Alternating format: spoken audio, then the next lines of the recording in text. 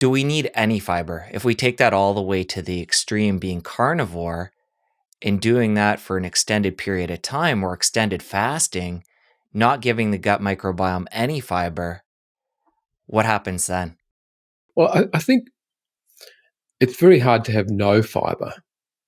Okay, I get it. If you're pure carnivore, you're not getting any fiber.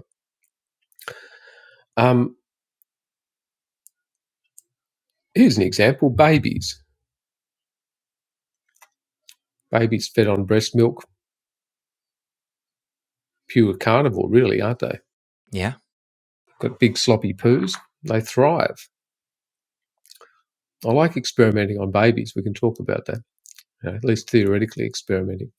But then I'll also understand that breast milk has some non-digestible carbohydrate in it, which acts like fiber. So I think you need very, very little.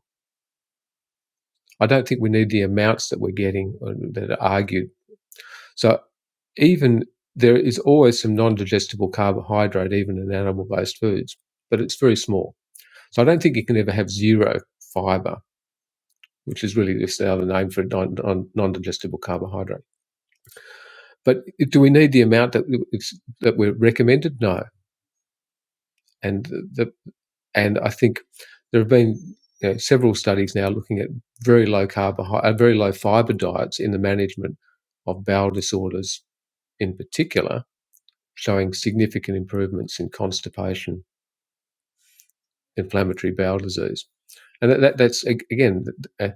So babies thrive without any significant fiber. There's just an example. So you've touched on the fact that meat does contain a tiny bit of vitamin C and a bit of fiber. Is the fiber part, does that come from the glycogen in meat, or how is that there? Oh, yeah, it's the gristle. It's that gristly. If you want to eat the cartilage bits of it, it's in there. And again, that's if we're going to eat respectfully, I'm a great believer in eating nose to tail on an animal.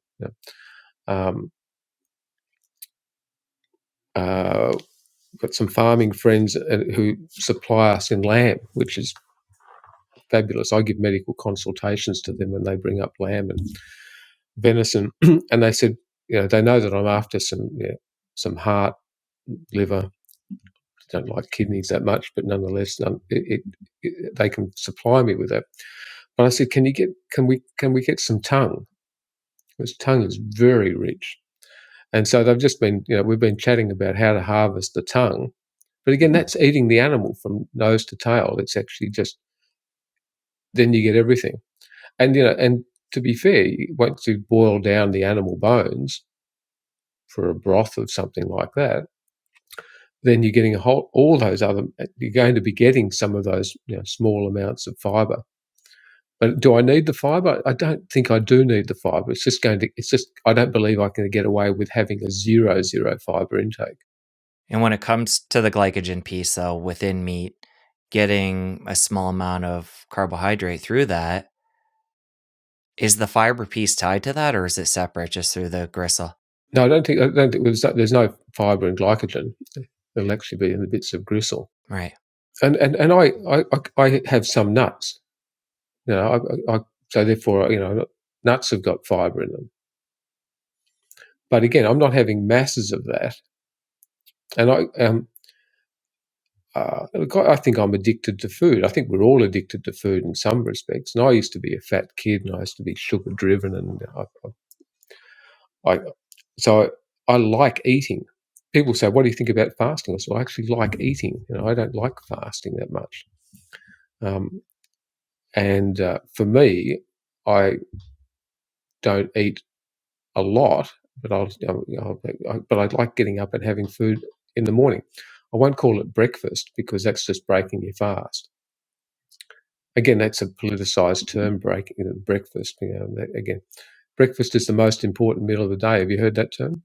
Oh, yeah. Okay, who came up with that? Probably Kellogg. Yeah, the Kellogg's fraternity. It was actually Ellen G. White and the Kellogg's fraternity, and Lena Cooper, actually, I think it was Lena Cooper, but she was working for the Kellogg's group at the time.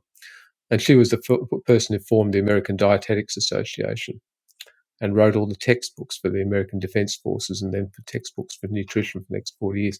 So breakfast is the most important meal of the day is, in fact, a marketing term from the breakfast cereal industry. But it's part of our belief system.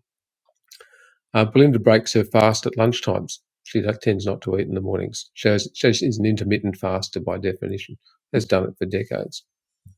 But because I've had a busy work schedule, I actually think I like getting up and having something in the morning because I don't know when my next meal is going to be. But since I've been low carb keto, I actually don't even worry when the next meal is. If you enjoyed that clip, press here for the full episode. I'll see you over there.